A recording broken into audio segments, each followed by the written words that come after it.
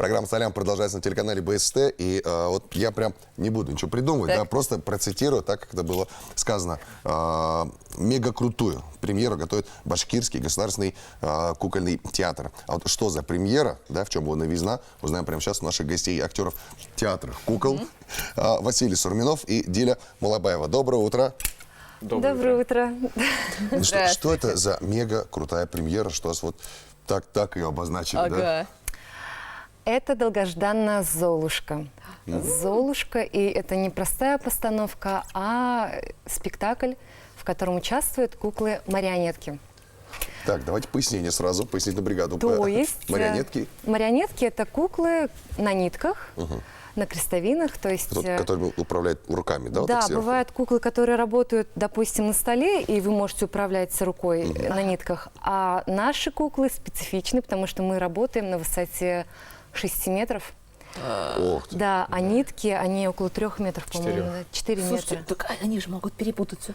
Они всегда бывает, путаются. да. Это самый страшный кошмар, который мне мог бы присниться. Да.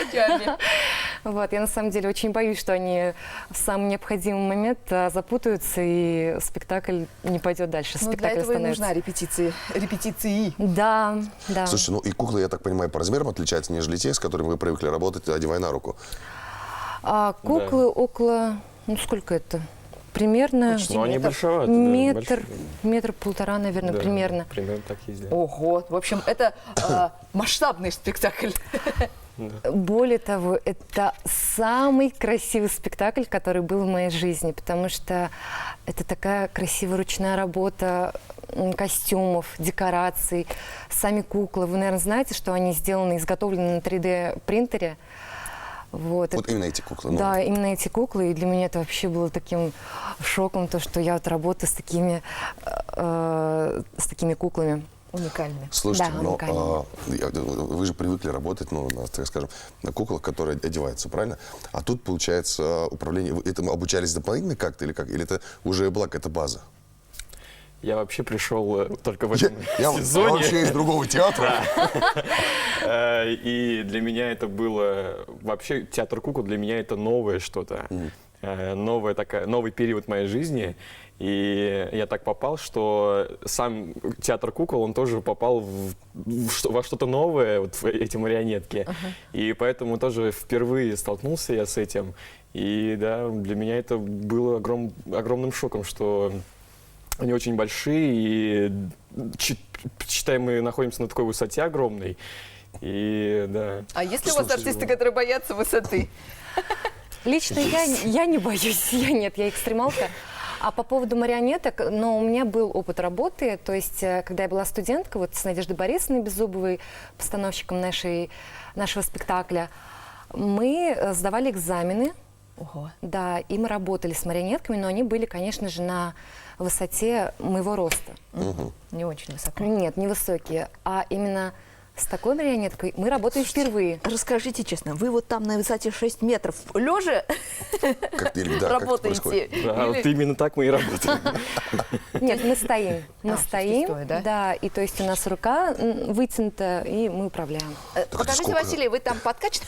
Очень я подкачался за 2 месяца. Сколько весят эти куклы Ну, там они на самом деле отличаются. по весу? То есть, да, есть легкие, есть, вот, например, сестра Пышечка, там есть она, вот, то есть, тяжелая.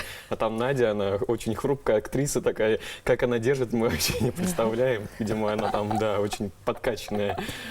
Сестра Но вот у Пышечка меня есть? принц, он тяжеловатый такой, там, потому что с каждым днем там добавляются все новые у него там корона, ленты, костюм добавился, там какие-то стразы, поэтому я с каждым днем испытываю все тяжелее и тяжелее. А вы за каждым актером закреплена определенная роль, то есть и определенная кукла, я так понимаю. То есть нет такого, что Василий там начал принцем, тут же превратился в тыкву, тут же там На еще самом деле что-то. очень помогаем Друг другу. Да, друг другу помогаем. То есть я и могу и мышкой быть, и какой-то декорацией, и кустом. Где дерево? Дерево где это? И наверху у нас, кстати, 3 плана, то есть мы не просто стоим на одном месте, а мы постоянно Постоянно передвигаемся.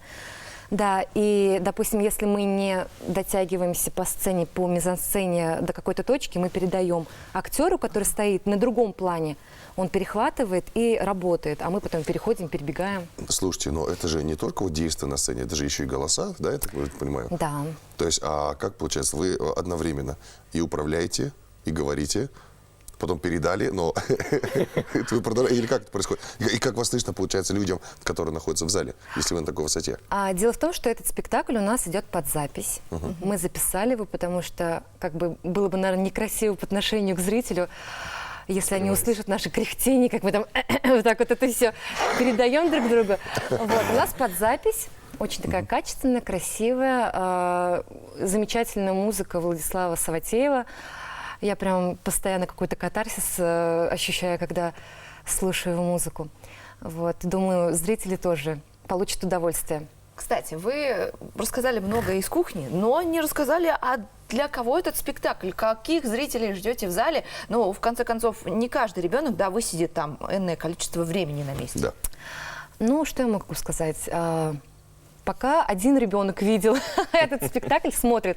Мой ребенок приходит, ей 3 года, она с восторгом воспринимает все, потому что... То есть ценза нет такого, да, возрастного? То есть, Да, там, 0 6 плюс, 6 Для плюс взрослых, 12. То есть мой ребенок 3 лет воспринимает замечательно, и я воспринимаю замечательно, поэтому